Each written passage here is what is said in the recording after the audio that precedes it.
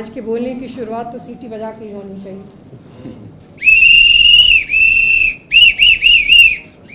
बहुत सारी बातें आप लोगों को बता दी गई है। सबसे पहले तो आप सबका यहाँ पे स्वागत करना चाहूँगी।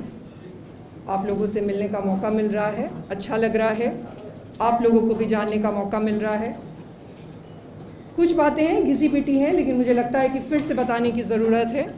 कुछ लोगों को याद होगा, भली भांति याद होना चाहिए। आप लोग तो मीडिया के प्रबुद्ध लोग हैं। 2020 में 8 मार्च को जिस दिन इंटरनेशनल महिला दिवस था, उस दिन आप लोगों को हमारे बारे में पता चला। पुष्पम प्रिया चौधरी हमारा नाम है। हमने एक पार्टी बनाई जिसका नाम द प्लूरल्स पार्टी। हम लोग तो छोटे दल हैं, इसलिए ये सारी बातें भी एक बार फिर से बता देना चाहेंगे। और सबसे अधिक सीटों पे हमने ही चुनाव लड़ा। बिहार के इतिहास में, बिहार के राजनीतिक इतिहास में सबसे अधिक सीटों पे जिस पार्टी ने चुनाव लड़ा, वो पार्टी आज आपके सामने है। सिर्फ इतना ही नहीं, सबसे कम दिनों में चुनाव लड़ा। हमारी पार्टी को रजिस्टर नहीं किया जा रहा था, हमें सुप्रीम कोर्ट जाना पड़ा, तब जाके हमारी पार्टी को रजिस्टर किया गया। मात्र 20 दिन मिले और फिर भी हमने चुनाव लड़ा, क्योंकि कमिटमेंट किया था। 8 मार्च को ही कह दिया था। कोविड आ गया था, उसके बावजूद चुनाव लड़ा और सबसे अधिक महिला उम्मीदवार उतारे। 148 हमारे उम्मीदवार थे। लगभग 100 उम्मीदवारी खारिज कर दी गई, वो भी भारत के इतिहास में पहली बार हुआ। यहाँ पे जो बाकी पार्टियां होती हैं, उसके लोग तो उतने पढ़े लिखे भी नहीं होते। फिर भी क्या आपने आज तक ये सुना है कि किसी की उम्मीदवारी खारिज कर दी गई हो? एनडीए की, महागठबंधन की, जदयू की, किसी की भी सुना है? हमने सिर्फ ज़मीन से जुड़े हर धर्म, हर जाति के पढ़े लिखे लोगों को टिकट दिया। फिर भी लगभग 100 हमारी उम्मीदवारी खारिज कर दी। तभी भी सबसे ज़्यादा सीटों पर जिस पार्टी ने चुनाव लड़ा था, वो प्लूरल्स पार्टी थी। एकमात्र पार्टी जिसके किसी भी उम्मीदवार पे किसी भी तरीके का कोई आपराधिक आरोप नहीं था, वो भी द प्लूरल्स पार्टी ही थी। तो ये सब हो गई पृष्ठभूमि इस पार्टी की। अब आज यहाँ क्यों आए हैं? हमने इलेक्शन कमीशन से मांग के और ये चुनाव चिन्ह लिया है, जो सीटी है। और ये कोई मामूली सीटी नहीं है, ये विकास के इंजन की सीटी है। कल कारखानों के शुरुआत की सीटी है। स्कूल कॉलेज में विद्यार्थियों को बुलाने की सीटी है। खेल का मैदान जीतने की सीटी है। सख्त कानून के पुलिस की सीटी है। भ्रष्टाचार का पर्दाफाश की सीटी है। और विजयी और शक्तिशाली बिहार बनाने की सीटी है। इसीलिए सीटी लिया है। और सीटी एकमात्र चुनाव चिन्ह है जो सिर्फ नज़र नहीं आता, वो सुनाई भी देता है। और आज वो दिन आ गया है बिहार में कि अब सिर्फ नज़र आने से काम नहीं चलेगा, अब सुनना भी पड़ेगा। खास करके महिलाओं को भी सुनना पड़ेगा, सिर्फ नज़र आने से काम नहीं चलेगा। 1990 में जब लालू जी आए तो उन्होंने एक वादा किया, सामाजिक न्याय का वादा किया। हम मानते हैं, अब जो जनता इस पे कर सकती है डिबेट कि सामाजिक न्याय हुआ कि नहीं, लेकिन हम मानते हैं कि उन्होंने सामाजिक न्याय का वादा किया और अपनी तरफ से जो कर सकते थे भली भांति किया। फिर नीतीश जी आए, उन्होंने कहा लॉ ऑर्डर बहुत ख़राब है, बिजली की व्यवस्था खराब है, सड़क खराब है, हम ये सब बनाएंगे। जब तक नीतीश जी अपने पूरे होशो हवास में थे, कानून व्यवस्था भी अच्छी ही रही, लगभग बिजली और सड़क भी बना ही दिए थे। आज हम यहाँ पे वही वादा कर रहे हैं जो हमने 2020 में किया था। सबसे पहले बिहार में अगर इंडस्ट्रियलाइजेशन शब्द का किसी ने प्रयोग किया तो वो हमने किया था। उससे पहले कभी भी बिहार में उद्योग लगाने पे चर्चा ही नहीं होती थी। हम ही ने एक कैंपेन किया था जिसका नाम था लेट्स ओपन बिहार। हमने घूम घूम के वो सारे कल कारखाने दिखाए जो इन्होंने बंद कर दिए हैं। अब तो सब कह रहे हैं कि होगा। सिर्फ हम लगा सकते हैं इंडस्ट्रीज़ यहाँ पे, ये लोग लगा ही नहीं सकते। हमने तभी भी कहा था कि सभी जिले में स्पेशल इकोनॉमिक जोन्स बनाएंगे और कम से कम 5000 एकड़ में वो होगा, तभी बिहार बदलेगा। और कितना भी ये लोग बदलाव का नारा कर ले, बिहार बदल ही नहीं सकता। हमारे अलावा कोई इंडस्ट्रीज लगा ही नहीं सकता, और ये तो और भी नहीं लगा सकते, क्योंकि हमारे बहुत ही दबाव बनाने पे 2020 में माननीय मुख्यमंत्री जी ने कहा कि यहाँ तो समुद्र ही नहीं है, तो कैसे लगेगा। एनडीए के जो उस वक्त में काफ़ी बड़े नेता थे, अब जीवित नहीं हैं, काफ़ी बड़े नेता थे, उन्होंने भी कहा कि समुद्र ही नहीं है, लैंड लॉक्ड हैं। और आजकल खुद को पढ़ा लिखा बताने वाले जो लोग आए हैं नए नए, जिनको इकोनॉमिक्स की बेसिक जानकारी भी नहीं है, वो भी कह रहे हैं कि लैंड लॉक्ड नहीं है। बिहार लैंड लॉक्ड नहीं हो सकता। हम देश नहीं हैं, इंटरनेशनल बॉर्डर्स होते हैं जो कि लैंड लॉक्ड होते हैं। हम राज्य हैं, हमारे पास वेस्ट बंगाल है कि नहीं है, कि हम अलग देशी हैं क्या? ये मामूली जिसमें समझ नहीं है वो बिहार नहीं बदल सकता।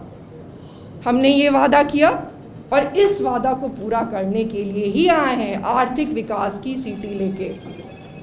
अब एक और महत्वपूर्ण बात है, 5 साल हो गए हमें यहाँ पे आए हुए, और हमने कुछ चीज़ें बहुत ज़्यादा सुनी है यहाँ की राजनीति में। पहली चीज़ तो ये सुनी है, जिसकी जितनी संख्या उसकी उतनी भागीदारी। इसी पे होता है पूरा राजनीति, इसी पे होता है ना, जिसकी जितनी संख्या उसकी उतनी भागीदारी।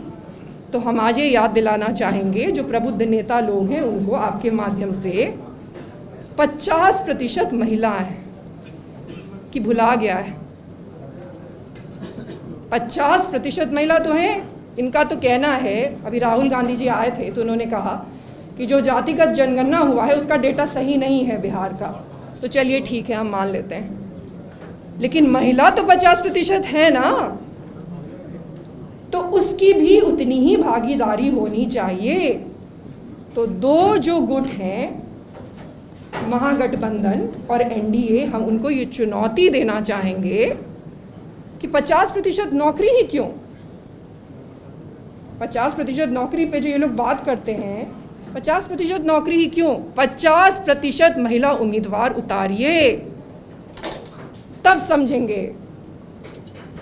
50% तो महिला उम्मीदवार होनी चाहिए ना, जिसकी जितनी संख्या उसकी उतनी भागीदारी, वो उतारिए, पहली बात। और इनका तो ट्रैक रिकॉर्ड अभी आपको बताया ही गया है कि 2020 में एनडीए ने मात्र 15% महिलाओं को उतारा। 37 महिलाओं को उन्होंने उतारा। आजकल जो माई बहन मान योजना की बातें करते हैं, उन्होंने मात्र 10% महिलाओं को उतारा, 24 महिलाएं। और जो हम यहाँ पे बैठे हैं, जो इनके अनुसार से हमारी कोई हैसियत नहीं है, ये सब तो बहुत बड़े हैसियत वाले लोग हैं, बिना किसी हैसियत के भी हमने 42 महिलाओं को टिकट दिया, 28%, मात्र 20 दिन में। तो आपको ये चुनौती है कि जिसकी जितनी संख्या उसकी उतनी भागीदारी। तो 50% महिलाओं को उतारिए मैदान में। और जिस दिन हम राजनीति में आए उस दिन से हमें कहते हैं नेत्री हैं, आप अध्यक्षा हैं, यही शब्द हमारे लिए उपयोग किए जाते हैं। नेता नहीं है, आप नेत्री हैं, आप अध्यक्ष नहीं हैं, आप अध्यक्षा हैं। ठीक है, मान लिए। और कहा जाता है महिला नेता है, महिला नेता हमने बहुत सुना। शुरू में हमें लगा कि हमने तो आज तक सबकी बातें उठाई हैं, महिलाओं की भी उठाई हैं, पुरुषों की भी उठाई हैं, जहाँ भी अत्याचार हुए हैं वहाँ की बातें उठाई। तो फिर आखिर ऐसा क्यों है कि हमें सिर्फ महिला नेता कहते हैं? उसके बाद हमने आज देखा कि यहीं पे इसी होटल में कॉन्क्लेव हुआ, एक नहीं अब तो 2 कॉन्क्लेव हो गया है। और दिल्ली की जो मीडिया है वो यहाँ पे आई, उन्होंने जो बड़े नेता हैं उनसे साक्षात्कार लिया, जो छोटे नेता हैं उनसे साक्षात्कार लिया, जो यूट्यूब इन्फ्लुएंसर हैं उनसे भी साक्षात्कार लिया, जो नाचने और गाने वाले लोग हैं उनको भी नेता कह के उनसे साक्षात्कार लिया, लेकिन हमसे नहीं लिया, हमसे नहीं लिया। तो ये जो अब तो हम भी कहेंगे ना पुरुष नेता, अगर हमें देख के महिला नेता नज़र आ रही है तो आप लोग भी पुरुष नेता हैं, पुरुषों के नेता हैं, तो जिसकी जितनी संख्या उसकी उतनी हिस्सेदारी में अब ऐसा होगा कि हम आपको चुनौती देते हैं कि आप महिला उम्मीदवार उतारिए मुख्यमंत्री में। माई बहन तो योजना है ना, और जब महिला मुख्यमंत्री होंगी, महिला मुख्यमंत्री के चेहरे पे चुनाव लड़िए, दोनों ही पार्टी, एनडीए भी और महागठबंधन भी, और फिर क्या दिक्कत है? फिर महिला मुख्यमंत्री जो वहाँ पे बैठेंगी वो निर्णय लेंगे कि कितना पेंशन देना चाहिए महिलाओं के हित में। यही होना चाहिए। 23 मुख्यमंत्री रहे हैं आज तक कुल मिला के बिहार के, और उन 23 में सिर्फ एक महिला मुख्यमंत्री हैं। इन लोगों को तो बहुत महिलाओं से है ना, आजकल महिला सशक्तिकरण पे तो बहुत ध्यान है, हम इन्हीं की बात आपसे कह रहे हैं। 23 मुख्यमंत्री में एक महिला मुख्यमंत्री रही हैं, और हम सब जानते हैं कि वो एक स्पेशल सर्कमस्टांस में मुख्यमंत्री बनी थी। हम राबड़ी देवी जी की बहुत इज्जत करते हैं व्यक्तिगत रूप से, इसको कोई भी हल्के में ना ले। वो एक बहुत ही कुशल महिला है, एक बिल्कुल आइडियल माँ है, एक आइडियल पत्नी है, और हमेशा अपने परिवार को उन्होंने जोड़ के रखा है। लेकिन ये बात भी सही है कि एक विशेष सर्कमस्टांस हुआ था जबकि उनको मुख्यमंत्री बनाया गया। तो समझिए 77 वर्षों के इतिहास में आज तक कभी भी किसी महिला मुख्यमंत्री के चेहरे पर इन्होंने चुनाव नहीं लड़ा। लेकिन ये लोग महिला के इतने बड़े हितैषी हैं, तो हमारी ये चुनौती है, ये दोनों चुनौती, दो ही पार्टी हैं। आप ही लोग हमें अक्सर ये कहा करते हैं कि दो ही गुट हैं, उसी का कोई ना कोई मुख्यमंत्री बनेगा। हमें ये भी बताया गया पिछले 5 वर्षों में कि आप तो मुख्यमंत्री बन ही नहीं सकती। चलिए हमने मान लिया हम नहीं बनेंगे मुख्यमंत्री, लेकिन अब अगला जो मुख्यमंत्री बनेगा, चाहे वो एनडीए का बने या महागठबंधन का बने, इन्हीं दोनों में से किसी का बनेगा, अब महिला मुख्यमंत्री बनना चाहिए। अब हम महिला मुख्यमंत्री देखना चाहते हैं। अब महिलाओं को वहाँ पे आके अपने लिए पॉलिसी बनानी चाहिए, और जो भी आए, ये जिनको भी आगे करे, लेकिन महिला चेहरे पे अब चुनाव लड़े। वैसे भी 2025 है। ये सारी बातें हैं जो आपको हमें कहनी है हमारी तरफ से। हमें कुछ लोगों ने कहा कि आप पटना में शायद पहला प्रेस कॉन्फ्रेंस कर रहे हैं। हम मिले हैं, आप में से कई लोगों से मिले हैं, और ये कोई सोची समझी चीज़ नहीं थी। शायद ऊपर ही वाला यही चाहता था। हमने बिहार में लगभग हर जगह प्रेस कॉन्फ्रेंस किया है, बट सोचिए पटना में ही नहीं किया था। हाँ, और दरभंगा में भी नहीं किया है। मतलब एक हमारी जन्मभूमि और एक हमारी कर्मभूमि। तो अच्छी चीज़ है कि आज आप लोगों से मिलना हुआ है, और हम आपको स्पष्ट रूप से ये चीज़ कहेंगे कि हम आपको सिर्फ अपना हाथ आगे नहीं बढ़ा रहे हैं, बल्कि हम आपको अपना दिल आगे बढ़ा रहे हैं। हम 2019 में अपना सब कुछ छोड़ के यहाँ चले आए, एक सपना लेके कि बिहार को शक्तिशाली करेंगे। जो अभी कहा ना हमने कि एक विजयी और शक्तिशाली बिहार की सिटी, अपना परिवार छोड़ दिए, अपना सब कुछ छोड़ दिए, और उसमें सिर्फ एक ही सपना है, वो जो दिल है, जो हमारा दिल है, उसमें हम सिर्फ एक विकसित बिहार देखना चाहते हैं, चाहे वो जो भी बनाए। तो वो लेके हम यहाँ पे आए हैं। इसलिए अभी बहुत सारे मौके आएंगे जबकि बार बार प्रेस कॉन्फ्रेंस होगा और आप सबसे मुलाकात होगी। अब आप प्रश्न पूछ सकते हैं।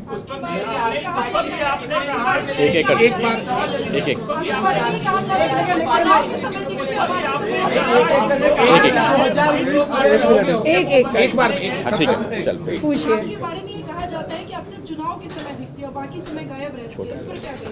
दो बातें कहूँगी। सबसे पहले तो ये बिल्कुल ही, अभी हमने आपको कहा ना कि इसी होटल में एक कॉन्क्लेव हुआ। अभी तो हम यही है। पिछले 10 महीनों से तो हमारी सिर्फ महायान यात्रा ही चल रही है। तो हमसे क्यों नहीं इंटरव्यू लिया? क्या महिलाएं नज़र आती हैं, बस सुनाई नहीं देती हैं, या नज़र भी नहीं आती हैं? पार्टीज़ का अभी तो हमें आप ही ने शायद ये लगाया था कि ये जो अपना वो लगाते हैं, दिल्ली की जो मीडिया वो लगाती हैं, उसमें एक दो ऐसी मानसिकता वाले एक ही दो लोग होते हैं। उन्होंने सबकी शक्ल लगाई है उसमें। जिन्होंने आज तक विधानसभा का एक भी चुनाव नहीं लड़ा, उनकी शक्ल लगाई। ओवैसी साहब की भी उसमें शक्ल है, चंद्रशेखर जी की भी शक्ल है, जो बिहार के है भी नहीं। अरे हम तो बिहार के ही हैं ना। तो ये सब जो नैरेटिव बनाया गया है पिछले 5 वर्षों में कि हम नहीं हैं। कुढ़नी में जब बलात्कार हुआ था, जहां हम गए थे, तो क्या हम नहीं थे? क्या कुढ़नी होनोलुलु में था? या हमने उनको लंदन में बुला के तस्वीर खींची थी, या हमारे पिताजी का जब देहांत हुआ था और माननीय मुख्यमंत्री जी आए थे, तो क्या माननीय मुख्यमंत्री जी लंदन आए थे?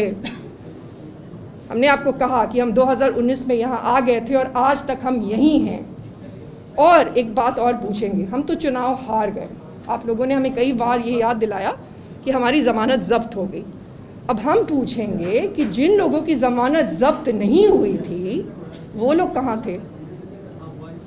अभी तो एक जो केंद्र में जो मंत्री हैं फूड प्रोसेसिंग के, उन्होंने कहा कि उनको बिहार बुला रहा है, तो कहाँ है वो 5 वर्षों से? बताइए। एक और भी हैं, वो बेगूसराय में चुनाव लड़े, इतना वोट आया, उसके बाद गायब हो गए। फिर हमारे सुनने में आया कि दिल्ली से चुनाव लड़ रहे हैं, और फिर जब चुनाव आया तो आ गए। क्या कहते हैं आप लोग, टर टर करने। तो ये लोग नहीं हैं, कहाँ हैं ये लोग? हम तो जो भी हमारी ईमानदारी का रिसोर्सेज रहा है वो पहले दिन से हमने सिर्फ झोंका है बिहार के लिए, और आगे भी झोंकते रहेंगे। हम यहीं हैं। आपने कहा महिलाओं की नेता है।